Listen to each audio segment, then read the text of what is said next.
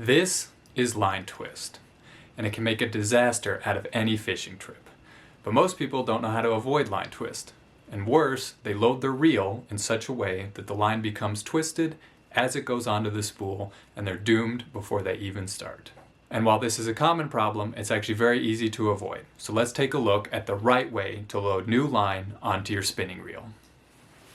As most fishermen know, nothing ruins your fishing day faster than tangled line. And as you can see, when the line is twisted, it wants to fold and fold upon itself, and it just tangles and tangles and tangles and makes an absolute mess.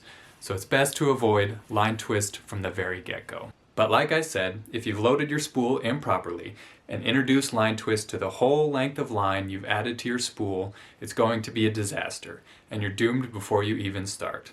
That usually occurs because there's a mismatch between how the line comes off your bobbin here and how it goes onto your spool. When it's time to load new fishing line onto your reel, I commonly see people just take a pencil or pen and stick it through the bobbin like this. And then they just start cranking. But you can see after just a couple cranks, sure enough, we have line twist again. And that is because there's a mismatch between how the line is coming off the bobbin here and how it's going onto the reel here. Here, it's coming straight off the bobbin, but here, as we crank, it twists the line, so sure enough, we get our line twist. So we have to take a closer look at how the line is coming off the bobbin here and how it's going onto the reel here. And these two things have to be in sync so we don't twist the line and don't end up with tangles when we go to fish. But before we get started, let's take a look at the best way of tying the line to the reel itself. A lot of people start by tying the line to this little tab here. That's actually incorrect. This little tab is to stow the tag end when the reel is not in use. So let's take a look at the proper way of tying line to our reel. Obviously, if I tied any knots with fishing line, it would be very hard for you guys to see. So I'll demonstrate the starting knot with just a simple piece of cord here. If this is my working end that goes out the rod, I'll start with just a simple overhand like that. Then I'll anchor it with another simple overhand. And then all you have to do is pull tight. Needless to say, when you're using fishing line, your knot here isn't going to be nearly as big. When you look down in this direction, the reel turns in a clockwise direction. Every spinning rod I've ever used turns in that clockwise direction. So it's pretty standardized and it makes it easy to remember. But that is crucial to remember because it's going to spool our line in a clockwise direction. So that means we need to pay attention to how the line is coming off the bobbin here, also in a clockwise direction, so it doesn't twist the line as we crank. Here's a closer look at what I mean. You'll notice that the line is wrapped this direction on the spool here, and as we continue off, it's going in the same direction on our bobbin. But there's probably a better way of me showing you this if I set these down on something with a black background. You can see, again, our line is coming off the top spool in the same direction as it would go onto the bottom bobbin. So these are in the same orientation. This is the crux of the biscuit. And of course, nothing is ever simple in this life. I wish I could tell you it was as easy as just putting the label side up when you go to load. But of course, you can see I have two spools of the same brand. I believe I bought these around the same time. And of course, you can see here they are spooled in the exact opposite direction. They're coming off, this one is coming off counterclockwise and this one is coming off clockwise. Doesn't that just figure? So of course one of these you would have to load in this orientation and the other you would have to load in that orientation. So it pays to be just a little bit mindful when you go ahead to do this. So that's the good news. Loading your reel properly is as simple as getting the spinner and the bobbin in the same direction such that our line comes off in a smooth coil.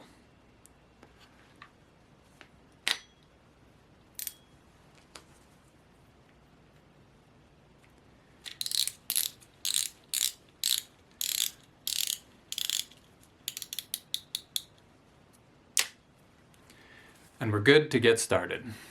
Alright, so we are now finally ready to start actually loading line onto our reel. And remember, we need to keep that crucial orientation of our bobbin and our spinner together. So that means we want to have the non-labeled side of the bobbin facing the reel as we load line. So to accomplish that, I'm going to set the bobbin down on the ground with the sticker down, and then start reeling. Alrighty, so I set the sticker side down. I'm going to add a little bit of tension with my finger, and we just start cranking slowly.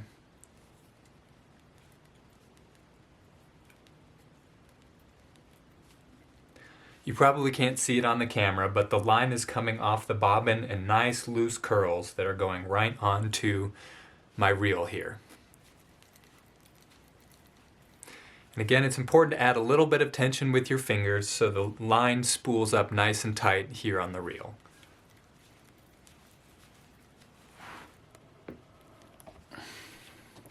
Alrighty, so now the proof of the pudding is in the test. If I did this properly, there shouldn't be any line twist.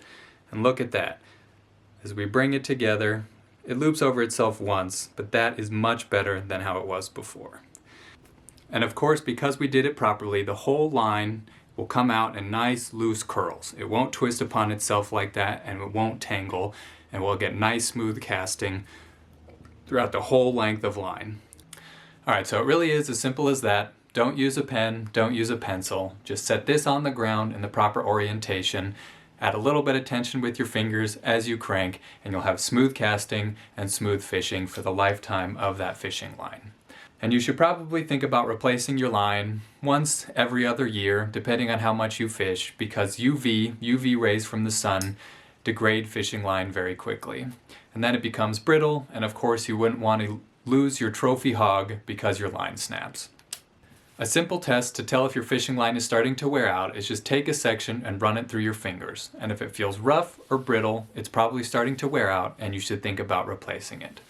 A quick note about inline spinners like this, as the name implies, they spin in line with your line and thus can cause twisting up above them, and thus cause line twist, and they can cause your line to tend to tangle.